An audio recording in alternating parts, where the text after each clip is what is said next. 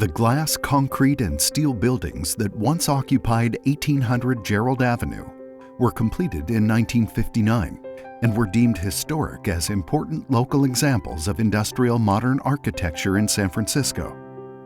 They housed the city's central shops under the General Services Administration and provided maintenance and repair to the city fleet.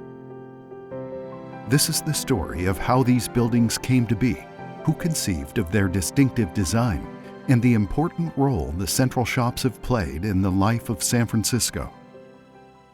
Since its earliest days, San Francisco has led the way with innovations to city living and the management of essential city functions, from the streetcar system that grew into the country's first municipally run urban railway, the beautiful Beaux-Arts City Hall and Civic Center built after the 1906 earthquake, and the Hetch-Hetchy water and power system, an engineering feat that brought Tuolumne River water 167 miles across the state to bring drinking water and green power to its citizenry.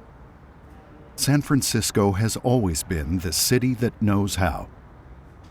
Up until the 1950s management of the city's motor vehicle fleet, such as fire trucks and police cars, was a costly system of repair shops spread out across the city. In an effort to be more efficient, the city's purchasing department determined to build a single central shop for this work in the southeast sector of the city. They had scattered facilities throughout the city, 3 major shops, 11 different other shops. And what they wanted to do was consolidate all that work into one place. Since the late 1800s, this southeast sector had been occupied by a variety of industries, from slaughterhouses, factories, and refineries, as well as various railroad lines. The nearby Isleas estuary made the area swampy and generally unsuitable. But in the 1930s, a 230-acre industrial district was formed by dredging the creek channel and filling in the estuary. The site of the central shops had some small buildings and maybe some livestock. Historic areas you can see underdeveloped, sort of a marshy area filled in. In 1952, the city built the Southeast Wastewater Treatment Plant on the land just adjacent to what would become the central shops within the next decade. The city engaged architect Michael A. Gallus to design the new Central Shops complex. What he conceived was something quite different than your typical mid-20th century auto shop. Gallus' blueprints showed work areas that are bright, filled with open space, and thoughtfully conceived. He followed an aesthetic of international modernism pioneered by architect Mies van der Rohe. He designed a facility that contained 2 fully enclosed shop buildings and a smaller shed structure that housed all the essential functions needed to bring the maintenance and repair functions of the city fleet into one complex.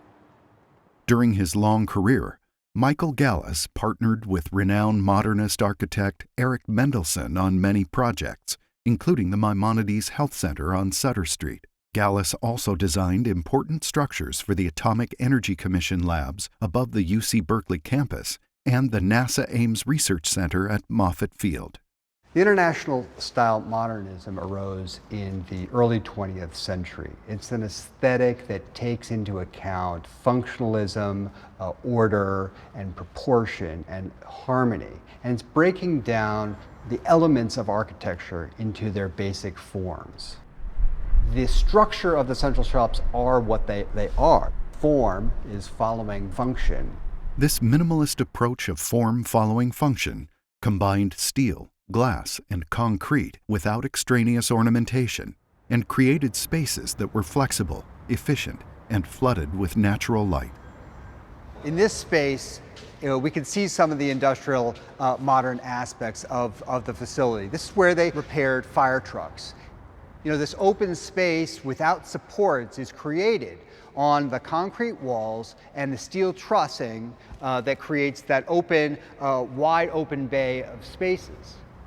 And there's a set of sliding doors there that allow for the trucks to access the space. The net result is that it is the maximum amount of space in here to allow for efficient use and efficient operations of the vehicle maintenance.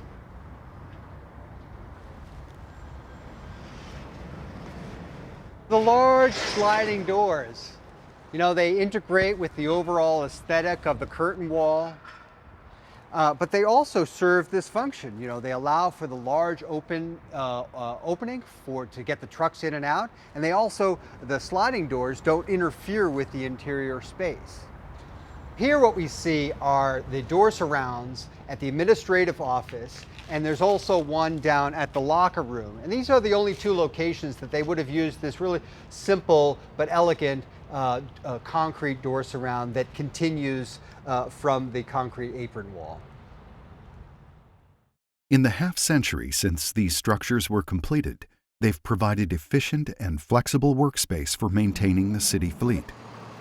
And that fleet has grown from 1,400 when the shops first opened to over 6,000 vehicles in recent years. In addition to servicing and repairs to fire trucks, police cars, and other city vehicles, the Central Shops complex also had a body shop, a paint shop, a machine shop to fabricate difficult-to-replace parts, and perhaps most interestingly, a shop that specifically designed and fabricated the wooden ladders for the San Francisco Fire Department. San Francisco is one of the few remaining fire departments in the country that continues to build and maintain wooden ladders. Both beautiful and functional, the reason for wood is very simple. It doesn't melt like fiberglass or get hot like metal. If a wooden ladder does catch fire, fire crews are able to scramble down long before the ladder itself becomes inoperable. When in the fire, you use a wood ladder, so if they burn, you see it, so the firemen can get out. While the focus of the Central Shops was vehicle maintenance, over the years, the specialized work done in the shops often contributed to other important city projects, maintaining pump stations and other mechanical systems, including repairing the famous windmills in Golden Gate Park. And the shops also designed and fabricated key pieces of equipment for the San Francisco Fire Department, including the specialized valves and fittings needed to control water pressure in the city's unique auxiliary water supply system constructed to fight fires in the decades after the 1906 earthquake.